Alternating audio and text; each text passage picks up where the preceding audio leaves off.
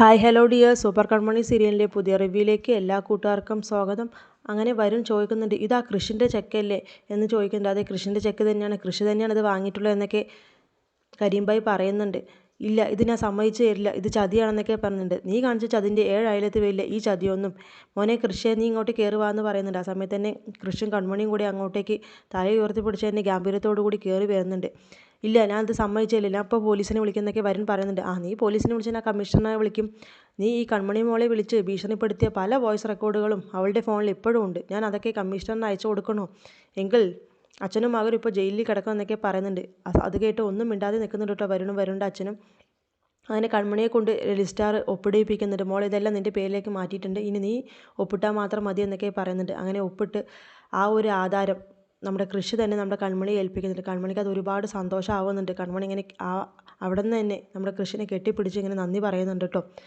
എന്തായാലും മോളെ, നീ ഈ പീക്കിരി പയ്യനെ ഒന്ന് നീ പേടിച്ച് നിൻ്റെ ജീവിതം നീ നശിപ്പിച്ച് കളയണ്ട. നീയേ സൂപ്പർ കൺമണിയാണ്, എന്നും നീ അതുപോലെ തന്നെ ഇരിക്കണം. ഈ ഏഴാങ്കൂലികളിൽ നിന്ന് നീ പേടിച്ച് ഓടി മറയേണ്ട ആവശ്യമില്ല എന്നൊക്കെ കരീംഭായി കൺമണിക്ക് ഉപദേശം നൽകുന്നുണ്ട് കേട്ടോ. കൂടാതെ വരുണിനെ പറയുന്നുണ്ട്, എടാ വരുൺ മോനെ, ഇനി നീ എന്നെ ഇവിടേക്ക് വരുത്തിക്കരുത്. ഇനി ഈ കുട്ടിയെ നീ എന്തെങ്കിലും രീതിയിൽ ഉപദ്രവിച്ചെന്ന് ഞാൻ അറിഞ്ഞലുണ്ടല്ലോ, ഞാൻ ഒരു വരവും കൂടി വരും എൻ്റെ ബോഡി ഗാർഡുകളായിട്ട്. എൻ്റെ ഗുണ്ടാസംഘം നീ പ്രതീക്ഷിക്കുന്നതിൽ അപ്പുറമാണെന്നൊക്കെ പറഞ്ഞ് ഭീഷണിപ്പെടുത്തി പോകുന്നുണ്ട് കേട്ടോ. അങ്ങനെ ഇവരെല്ലാവരും തിരിച്ചു പോയതിന് ശേഷം വരുൺ പറയുന്നുണ്ട്, എന്തായാലും ഞാൻ ഇവരെ വെറുതെ വിടാൻ ഉദ്ദേശിക്കുന്നില്ല. എന്നെ മണ്ടനാക്കിയിട്ട് ഇവരങ്ങനെ ഇപ്പോൾ സന്തോഷിക്കേണ്ട, ഇവർ സമാധാനിക്കേണ്ട എന്നൊക്കെയുള്ള രീതിയിൽ ആ വിവരം ഉടൻ തന്നെ ധനലക്ഷ്മിയെ വിളിച്ച് അറിയിക്കുന്നുണ്ട്. ധനലക്ഷ്മി ആണെന്നുണ്ടെങ്കിൽ ഇനി ഇവൻ എന്ത് പറയാനാണോ എന്ന് പറഞ്ഞ് ഫോൺ എടുക്കുന്നുണ്ട്. അതെ, നിങ്ങൾ അറിഞ്ഞോ എടി, നിന്നെ ഞാൻ വെറുതെ വിടില്ലടി എന്നൊക്കെയുള്ളൊരു ധനലക്ഷ്മിയോട് നല്ലോണം തന്നെ ദേഷ്യപ്പെടും. എന്താ മോൻ, എന്താ പറ്റിയത്, എന്താ എടി എന്നൊക്കെ വിളിക്കുന്നതെന്നൊക്കെ ചോദിക്കുന്നത്. പിന്നെ നിന്നെ എന്താ വിളിക്കേണ്ടത്, മര്യാദയ്ക്ക് എൻ്റെ 10 ലക്ഷവും 101 പവനും തന്നെന്ന് പറഞ്ഞു. വരുമോനെ, നീ എന്താ ഇങ്ങനെയൊക്കെ പറയുന്നത്? അതെ, നിങ്ങൾക്ക് ഈ വീട് ആരാ വാങ്ങിയതെന്നറിയോ? ആ കരീംഭായിയെ മുൻനിർത്തിയിട്ട് കളിച്ചത് ആരാണെന്ന് അറിയുമെന്നൊക്കെ ചോദിക്കുന്നുണ്ട്. ഇല്ല, എന്താ കാര്യം എന്നൊക്കെ ചോദിക്കുന്നുണ്ട്. അതെ, ആ കൃഷിയാണ് വാങ്ങിയിട്ടുള്ളത് കൺമണിയുടെ പേരിൽ. ഇനി ആ വീട് കൺമണിക്ക് സ്വന്തമാണ്, കൺമണിയുടെ പേരിൽ ആ വീടെന്ന് പറയുന്നുണ്ട്. ഇത് കേട്ട് തെറിച്ച് നിലവിളിക്കുന്നുണ്ട് കേട്ടോ ധനലക്ഷ്മി. അയ്യോ വരുമോനെ, അത് അവളുടെ പേരിലായോ, അതെങ്ങനെയെന്നൊക്കെ ചോദിക്കുന്നുണ്ട്. അതൊക്കെ അങ്ങനെ ആയി, ഇതൊക്കെ ആ കൃഷിൻ്റെയും അതുപോലെ തന്നെ കൺമണിയുടെയും കളിയാണ്. ആ കരീംഭായി അവരുടെ ആളാണെന്നൊക്കെ പറഞ്ഞിട്ട്, അയ്യോ ഞാൻ ആകെ പെട്ടുപോയില്ലോ വരുമ്പോൾ, ഞാൻ ഇനി എന്ത് ചെയ്യുന്നൊക്കെ പറഞ്ഞു. നിങ്ങൾ ഇനി ഒന്നും ചെയ്യേണ്ട, നിങ്ങൾ എനിക്ക് തരാനുള്ള പൈസ മര്യാദയ്ക്ക് തന്നു, ബാക്കിയുള്ളതൊക്കെ എനിക്കൊന്നും അറിയേണ്ട ആവശ്യമില്ല. എന്തായാലും നിങ്ങളെ ഞാൻ സമാധാനത്തോടെ ജീവിക്കാൻ സമ്മതിക്കില്ല, അവളെയും അവനെയും ഞാൻ വെറുതെ വിടില്ല എന്നൊക്കെ പറഞ്ഞ് ഫോൺ കട്ട് ചെയ്യുന്നുണ്ട്. അങ്ങനെ ഈ വിവരം പെട്ടെന്ന് തന്നെ അമ്മായിമാരെ എന്ന് പറഞ്ഞ് അമ്മായിമാരോട് പറയുന്നുണ്ട് കേട്ടോ. അതെ, നിങ്ങൾക്കൊരു കാര്യം അറിയോ, ആ കരീംഭായി ആരാണെന്ന് അറിയോ, അയാളെ ആരാ ഇങ്ങോട്ടേക്ക് ഇറക്കിയെന്ന് അറിയുന്നതൊക്കെ ചോദിക്കുന്നുണ്ട്. എന്താ പറ്റിയത്, നീ പറയും എന്താ കാര്യം എന്നൊക്കെ ചോദിക്കുന്നുണ്ട് കേട്ടോ അമ്മായിമാരും. അതെ, ഈ വീട് ഇപ്പോൾ കൺമണിയുടെ പേരിലാണ്, ആ കരീംഭായി ആ കൃഷിൻ്റെ ആളാണ്, ഈ വീട് കൺമണിയുടെ പേരിൽ വാങ്ങിയെന്ന് പറയുന്നുണ്ട്. ഇത് കേട്ട് ഒരുപാട് സന്തോഷമാവുന്നുണ്ട് കേട്ടോ അമ്മായിമാർക്ക്. അങ്ങനെ ധനലക്ഷ്മി പറഞ്ഞിട്ട്, വരുൺ മോൻ എൻ്റെ അടുത്ത് 101 പവനും 10 ലക്ഷം രൂപയും ചോദിക്കുകയാണ്, ഞാൻ ആകെ പെട്ടുപോയി. എന്തായാലും അമ്മായിമാർ നിങ്ങൾ സൂക്ഷിച്ചോ, ഇനി ഇത് കൺമണിയുടെ പേരിലാണ് വീട്, നിങ്ങളെ ഇവിടെ നിന്ന് ഇറക്കി വിടും എന്നൊക്കെ പറഞ്ഞിട്ട്. അയ്യട മനമേ, അതൊന്നും ഞങ്ങളടുത്ത് നടക്കില്ല, കൺമണി മോളെ അത് ഞങ്ങളുടെ മോളാ, അവളൊന്നും ഒരിക്കലും ഞങ്ങളെ ഇവിടെ നിന്ന് ഇറക്കി വിടില്ല, നീ വേണമെങ്കിൽ സൂക്ഷിച്ചോ, നീയല്ലേ ആ മോളെ ഇവിടെ നിന്ന് ഇറക്കി വിട്ടത്, അപ്പോൾ നിന്നെയായിരിക്കും ആദ്യം ഇവിടെ നിന്ന് പടിയടച്ച് പിണ്ടം വെക്കുന്നത് എന്നൊക്കെയുള്ള ഇത് പറയുന്നുണ്ട് കേട്ടോ.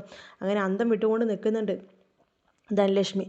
പിന്നീട് കാണിക്കുന്നത് ഈ വിവരം എങ്ങനെയെങ്കിലും അവരുടെ മനസ്സമാധാനം കളയാനായിട്ട് ആ മാനസയെ അറിയിക്കണം എന്നുള്ള രീതിയിൽ മാനസയെ വിളിച്ച് അറിയിക്കുന്നുണ്ട് കേട്ടോ വരുണ്. അതെ, നിങ്ങളിങ്ങനെ നടന്നോ, ആ കൃഷിനെ ഇങ്ങനെ അഴിച്ചു വിട്ടിരിക്കുകയാണോ എന്നൊക്കെ ചോദിക്കുന്നത്. എന്താ വരുൺ, എന്താ കാര്യം എന്നൊക്കെ ചോദിക്കുന്നുണ്ട്. അതെ, നിങ്ങൾക്ക് ഒരു മുട്ടുസൂചിയെങ്കിലും വാങ്ങി തന്നിട്ടുണ്ട് കൃഷി എന്നൊക്കെ ചോദിക്കുന്നുണ്ട്. ഇല്ല, എന്താ നീ ചോദിക്കാൻ കാരണം, ആ കൺമണിക്ക് വേണ്ടിയിട്ടേ അവളുടെ വീടും സ്ഥലവും വാങ്ങിക്കൊടുത്തിരിക്കുന്നു നിങ്ങളുടെ കൃഷി എന്നൊക്കെ പറയുന്നുണ്ട്.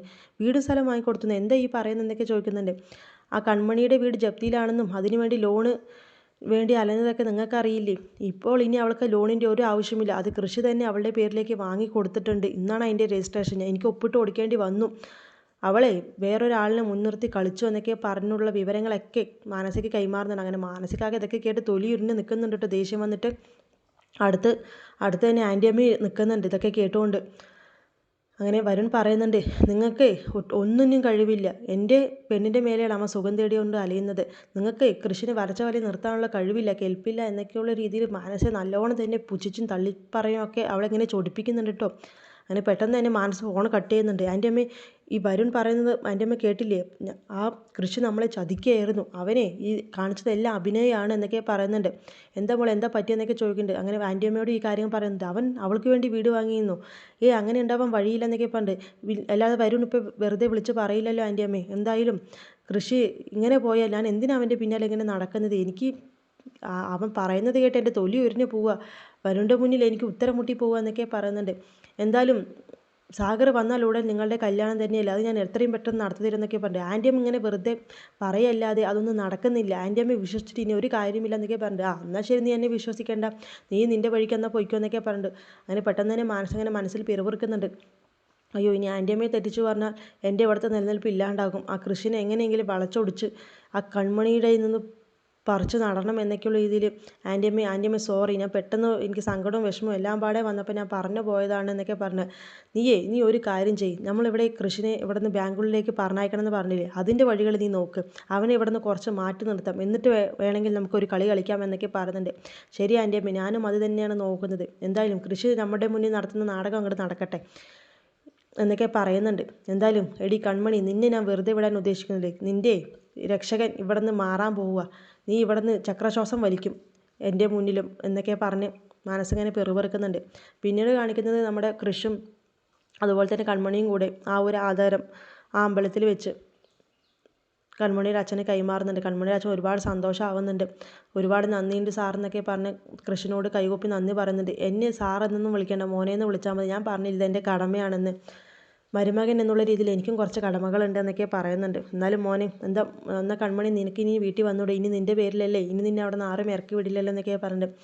അല്ല അച്ഛാ, ഇപ്പോൾ കുറച്ച് വരാൻ ബുദ്ധിമുട്ടുണ്ട് എന്ന് പറയുന്നുണ്ട്. ആ സമയത്തിന് കൃഷി പറയുന്നുണ്ട്, അതെ അച്ഛാ, എന്തായാലും ഈ ഒരു പ്രശ്നം നടക്കുന്നതിൻ്റെ ഇടയിൽ വന്നാൽ ശരിയാവില്ല, വരുണും ധനലക്ഷ്മി എന്തായാലും വെറുതെ ഇരിക്കില്ല, പിന്നെ കമ്പനി ഇവളെ ഒരു ഉത്തരവാദിത്തം ഏൽപ്പിച്ചിട്ടുണ്ട്, ആ ഒരു ശങ്കർ നാരായണൻ്റെ ഒരു ഡിസൈന് അത് ഏറ്റവും പെർഫെക്റ്റ് ആയിട്ടുള്ള രീതിയിൽ ചെയ്തു കൊടുക്കണം, അപ്പോൾ അത് ദേവ്ജിയുടെ വീട്ടിലിരുന്നാലേ പറ്റുള്ളൂ, എന്തായാലും അതൊക്കെ കഴിഞ്ഞ് ഞാൻ വരാമെന്നൊക്കെ കൺമണി പറയുന്നുണ്ട് കേട്ടോ. അങ്ങനെ ശരി എന്നൊക്കെ പറഞ്ഞ് അവരവിടെ നിന്ന് പിരിയുന്നുണ്ട്. കൂടാതെ ആ അമ്പലത്തിൽ ഉണ്ണിത്തിരുമേനി വന്ന് പറയുന്നുണ്ട്, എന്തായാലും ആഗ്രഹിച്ച പോലെ വീട് സ്വന്തമാക്കിയല്ലോ, അതുപോലെ തന്നെ ഈ കൃഷ്ണാറിനെയും അധികം വൈകാതെ തന്നെ സ്വന്തമായിട്ട് ഈ ഭഗവാൻ തരും എന്നൊക്കെ പറയുന്നുണ്ട്.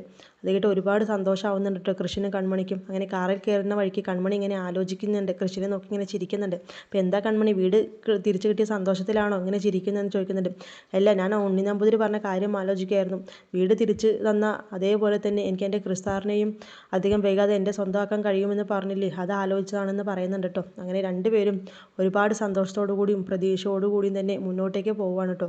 പക്ഷേ വരുണും മാനസിയും എന്തായാലും വെറുതെ ഇരിക്കില്ല, അവർക്കെതിരെ എന്തൊക്കെയോ കരുനീക്കങ്ങളായിട്ട് മുന്നോട്ട് പോവുകയാണ്.